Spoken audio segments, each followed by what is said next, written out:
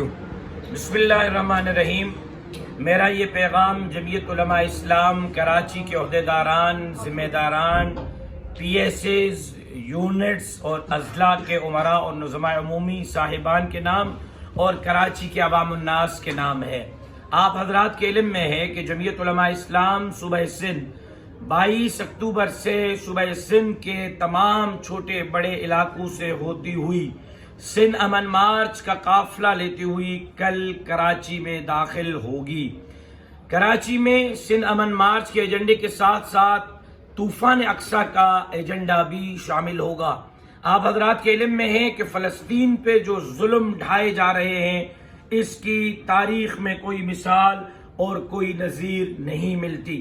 میرے عزیز محترم، کل 2 نومبر بروز جمعرات دوپہر 3 بجے شاہراہ قائدین کراچی پر ہونے والے طوفان اقصی اور سندھ امن مارچ کے جلسے میں جمعیت علماء اسلام کے مرکزی قائد حضرت مولانا فضل الرحمان صاحب دامت برکاتہم العالیہ بھی شریک ہو رہے ہیں۔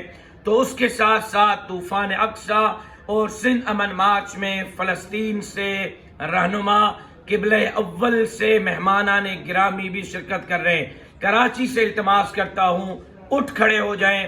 جس طرح لاڑکانہ، خیرپور، گوٹکی، تھر پارکر، نوشر و فیروز، سانگڑ اور باقی اضلاع نے رسپانس دیا ہے، میں امید کرتا ہوں کہ کل 2 نومبر جمعرات دوپہر 3 بجے شاہراہ قائدین کراچی پر ہونے والا طوفان اقصی اور سندھ امن مارچ کراچی اور صوبہ سندھ کی تاریخ کا نہیں، انشاءاللہ پاکستان کے تاریخ کا سب سے بڑا اجتماع ہوگا۔ میں امید کرتا ہوں کہ کوئی کل گھر میں نہیں ہوگا، کل سارے باہر نکلیں گے اور کل طوفان اقصی کے پروگرام کو کامیاب کریں گے۔